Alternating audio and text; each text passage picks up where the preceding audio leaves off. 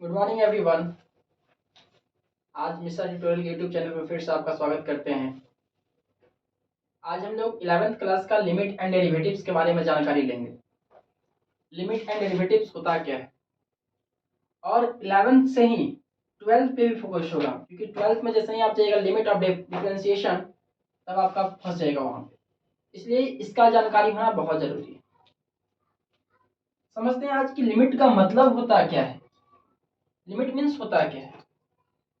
Limit जैसे हम लोग कहते हैं अपने दोस्तों के साथ झगड़ा करते हैं या झगड़ा हो जाता है, तो हम लोग कहते हैं कि देखो तुम अपनी औकात में रहो, अपने लिमिट को मत पार करो। कहते हैं ना, अपनी हद को मत पार करो।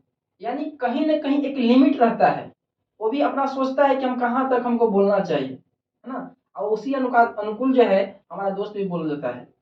नहीं तो जैसे ही लिमिट थोड़ा सा क्रॉस हो जाता है तो दे दनादन शुरू कर देते हैं हम लोग अपने में, पता है ना।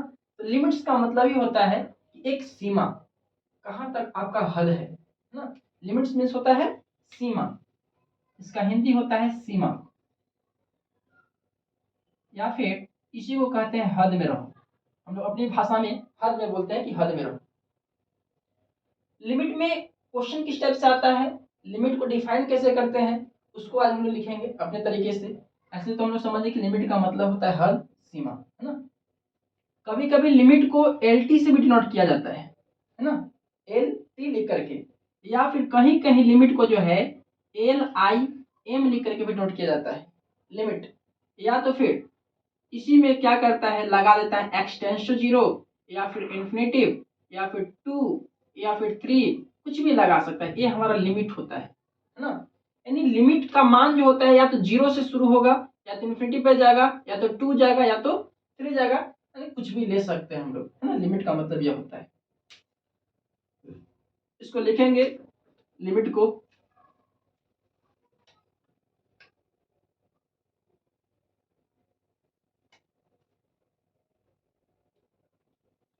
let us consider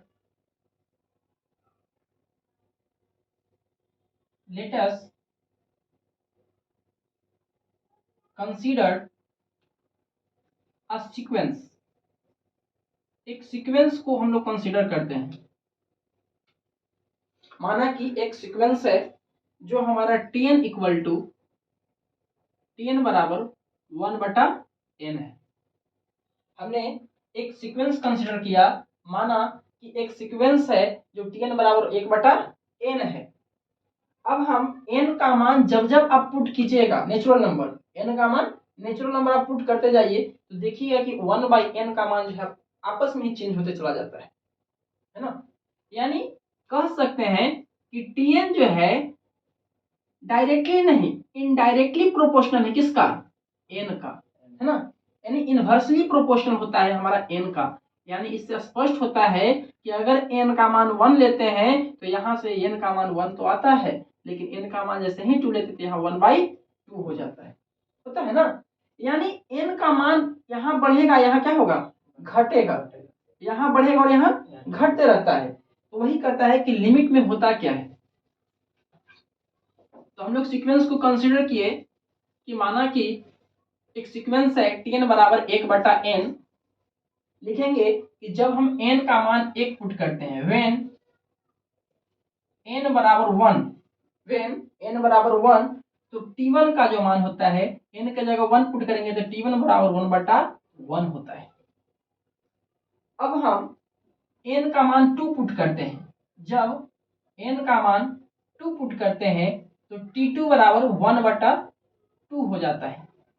उसी प्रकार हम लोग पुट करते जाएंगे, n का मान n बराबर 3 पुट करते हैं तो t3 का मान देखते हैं कि 1/3 आता है। जब जब n का मान हम लोग पुट कर रहे हैं, वैसे वैसे हम लोग देख रहे हैं कि 1/n जो है चेंज होते चला जा रहा है। और इसी को अगर हम देखेंगे एक फिगर बना करके नंबर लाइन पे, तो देखते हैं कि एक नंबर लाइन पे माइनस इन्फिनिटिव और एक प्लस इन्फिनिटिव पे एक लाइन है, ठीक है।